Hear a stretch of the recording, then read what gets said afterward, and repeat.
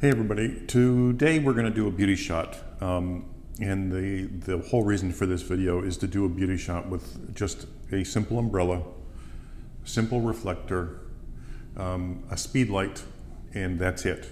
Now, if I go to a dark background, or if the model's hair is dark and I'm losing it just a little bit, I will use a second speed light, just for a kicker on the hair, that's it. But I just want to show you that you can use just this simple setup. You can get a $100 speed light, a $20 umbrella, and a $15 reflector. Now I have this on a big boom arm, but you can literally put it on a regular straight arm and then just shoot next to the stand. It still works. There's not an issue with it. I'm doing this because I have it, but you don't need it. So you can still do this inexpensively. Now let me grab the camera, I'll flip you around and I'll show you what we're working with and how it's going to work. And then I'll show you a little bit of the shoot. So here I have the speed light in the umbrella. Now I've said this before, but you can see that the axis of the speed light isn't centered to the axis of the umbrella, okay? So, you may get more light over here, and it's simple, just turn it a little bit and match it up, because I know that can get frustrating. Believe it or not, it will actually get frustrating, especially if you're using a silver umbrella. Then that off axis really makes a difference, like you can really see it. This is the reflector. Again, you can get a cheap, inexpensive reflector off of Amazon. This one is the Westcott or Lasso Light something, I don't know, it just pops up. I like it because it packs down small. I hate it because of these clips though. Taking these clips off really hurts your thumb because you really have to pop them off. But it is a nice reflector, and it's white on this side, silver on the other, and then you get another diffuser in it as well. So I like that, but you don't have to go that expensive. But this is it. And then the second speed light, if I need it, I have a grid on it. And again, you can use any speed light at all. You don't have to have expensive speed lights. But this is just a little simple setup that you can use for beauty shots. Let's see how it turns out. It's not that difficult. You adjust the speed or the power as you need it. Let me flip myself around so I can see myself here. Anyway, so that's my setup for today. I just wanted to show you that it doesn't take much. It's not a lot of money. You really can do this on the cheap.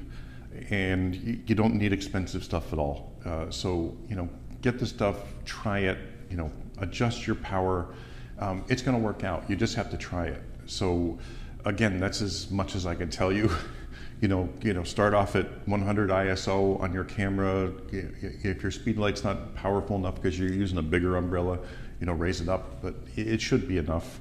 And if you're not shooting in high speed sync, remember, our speed lights are a little bit more powerful than we think they are, because we're so ingrained in high speed sync that we lose half the power of the speed light.